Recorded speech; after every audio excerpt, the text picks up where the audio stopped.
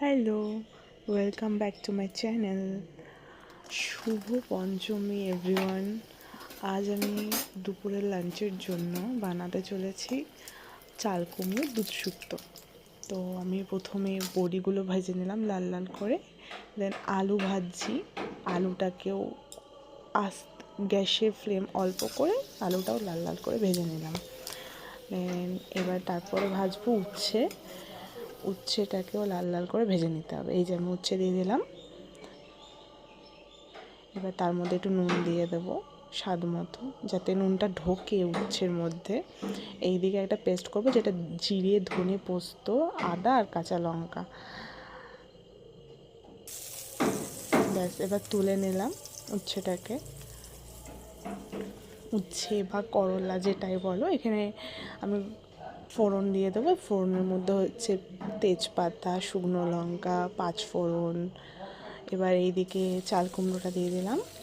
তারপরে দিয়ে দিলাম এই পেস্টটা, যেটা করে রেখেছিলাম, মশলাটা আর কি।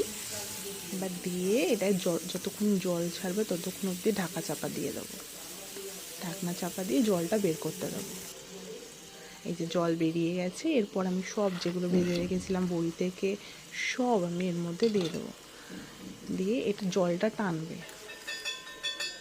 জলটা টানানো অবধি ওয়েট করবো। এই যে মাখিয়ে নিলাম। এবার একটু স্বাদ মতো নুন দিয়ে দেবো। এইটা খেতে না খুব সুন্দর হয়, হালকা পাতলার মধ্যে প্রচুর ভালো হয়। আর এবার দুধ দিয়ে দেবো। এই দুধেই পুরোটা ফুটবে, ঝোলটা এই দুধটা দিয়েই হবে। এর মধ্যে কোনো জল অ্যাড করা যাবে না।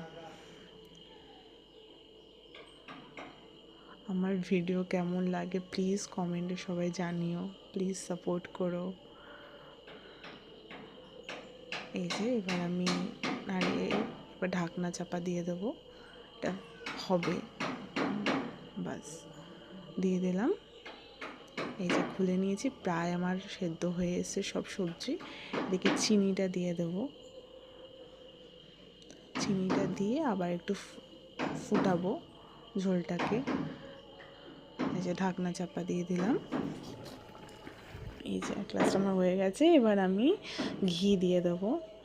ঘিটা একটু বেশিই দেবো, গন্ধটা খুব সুন্দর আসে। এই যে আমার রেডি চাল কুমড়ো দুধ শুক্তো।